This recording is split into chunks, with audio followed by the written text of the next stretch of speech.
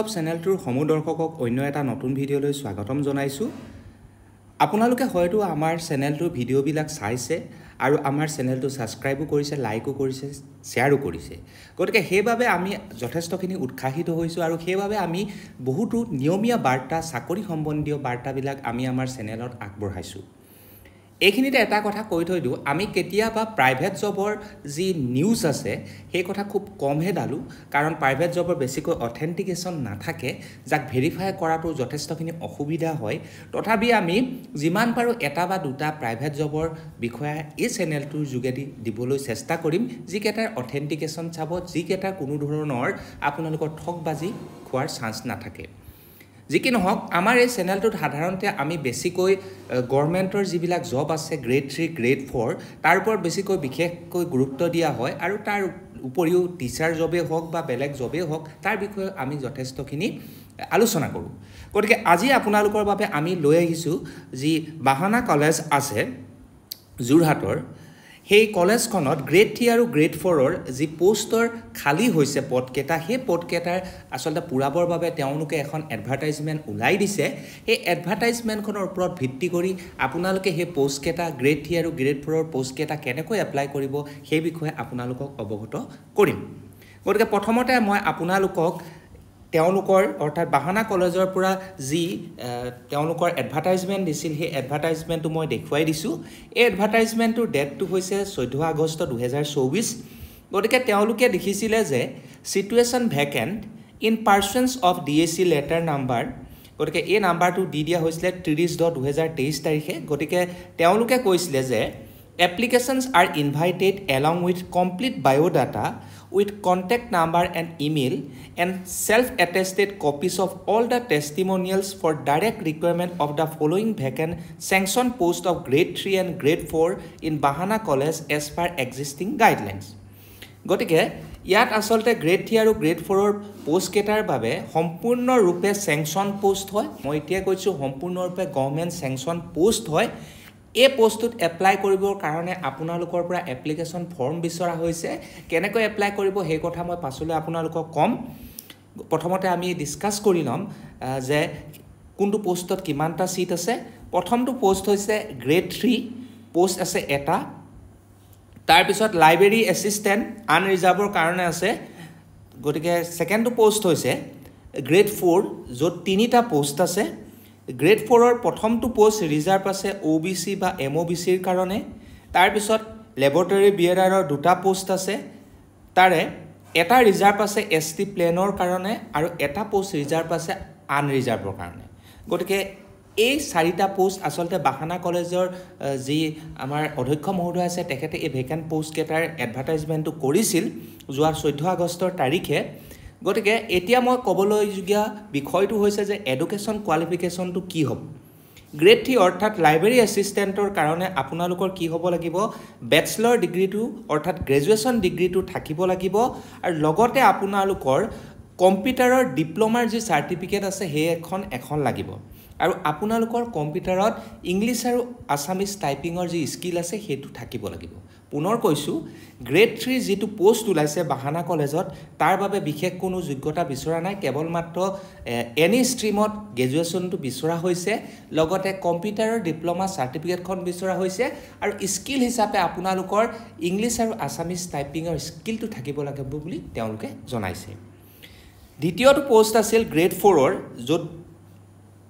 Grade 4ৰ প্ৰথমটো post reserve আছিল OBC আৰু MOBCৰ কাৰণে আৰু লাইব্ৰেৰী বিয়েৰাৰৰ কাৰণে 2টা পোষ্ট আছিল। গোটেই 3টাই আচলতে গ্ৰেড 4ৰ আণ্ডাৰতে পৰে। গতিকে এই পোষ্টকেইটাৰ কাৰণে আপোনালোকে হ'ব লাগিব ক্লাছ 8 পাছ।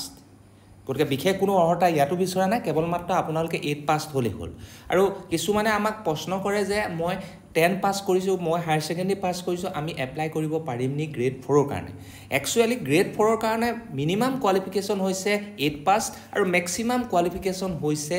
10 পাছ। কিন্তু 12 পাছক আজিকালি কি কৰা হয়, গ্ৰেড 4ত কিন্তু ইলিজিবল বুলি ধৰা নহয়, এক্সেছিভ বুলি ধৰা হয়। 10 পাছ হ'লে আপোনালোকে এপ্লাই কৰিব পাৰিব আৰু 8 পাছ হ'লে ইয়াক এপ্লাই কৰিব পাৰিব। গতিকে এইকেইটা আছিল আমাৰ এডুকেশ্যন কোৱালিফিকেশ্যন। কিবা যদি অসুবিধা হয় আমাৰ ডেছক্ৰিপশ্যন বক্সত যি হেল্পলাইন নাম্বাৰটো আছে সেইটোত আপোনালোকে হোৱাটছএপত মেছেজ কৰিব, আমি সহায় কৰিবলৈ সদায় আগ্ৰহী।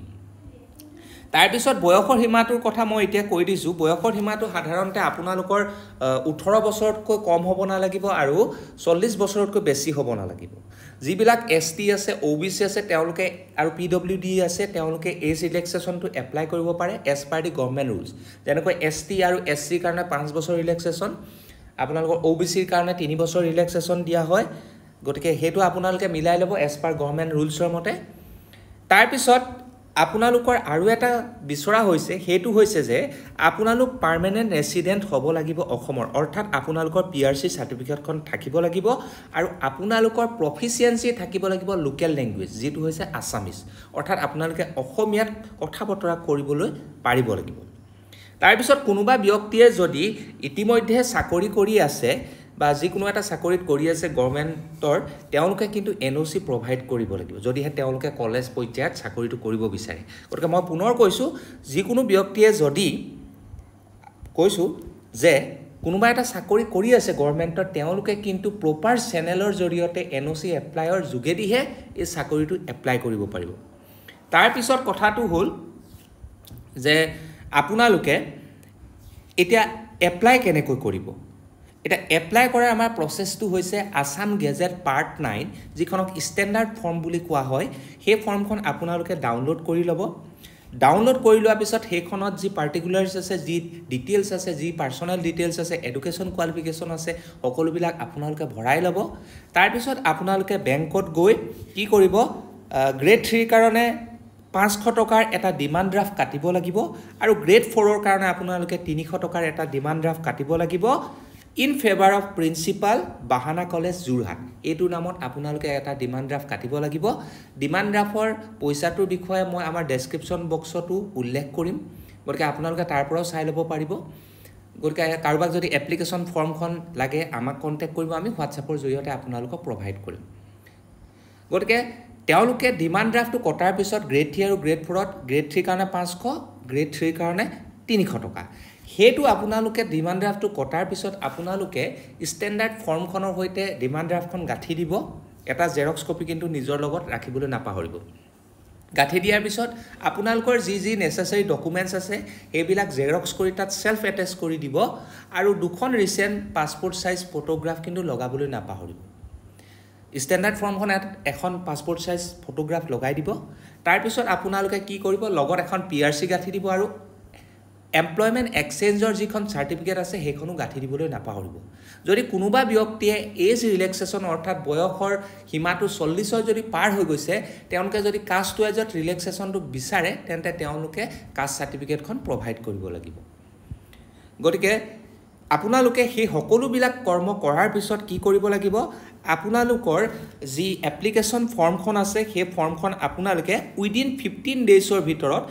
আজি ধৰি লওক এখন হৈছিল আপোনালোকৰ 14 তাৰিখে ওলাইছিল এডভাৰটাইজমেন্টখন 30 আগষ্টৰ ভিতৰত কিন্তু বাহানা কলেজত আপোনালোকৰ এই এপ্লিকেশন ফৰ্মখন পৰিবগৈ লাগিব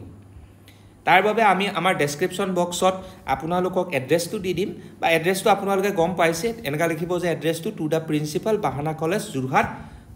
application for the post of grade 3 grade 4 হেনেকে আপোনালোকে এনভেলপটো ওপৰত লিখি দিব আৰু এটা কথা মই আপোনালোকক হেকৰ বাৰৰ বাবে কৈ দিছো যেতিয়া আপোনালোকে ষ্টেণ্ডাৰ্ড ফৰ্মখন ফিল আপ কৰিব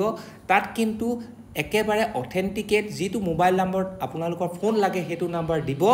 আৰু এটা ইমেইল দিব যাতে হে কলেজৰ ব্যক্তিসকলে আপোনালোকৰ হৈতে কন্টাক্ট কৰিব পাৰে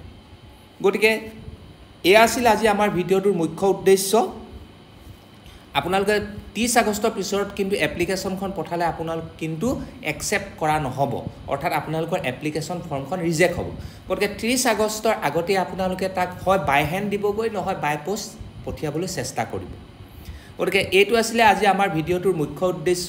বাহানা কলেজত যি গ্ৰেড 3 আৰু গ্ৰেড 4 ৰ পোষ্ট ওলাইছে তাৰ বিষয়ে আপোনালোকক অৱগত কৰিলো কিবা যদি আপোনালোকৰ অসুবিধা হয় আমাৰ ভিডিওটোৰ ডেসক্ৰিপচন বক্সত চাব নহলে আপোনালোকে আমাৰ যি WhatsApp নাম্বাৰটো আছে তাত আপোনালোকে মেছেজ কৰিব আমি যিমান পাৰো আপোনালোকক সহায় কৰিম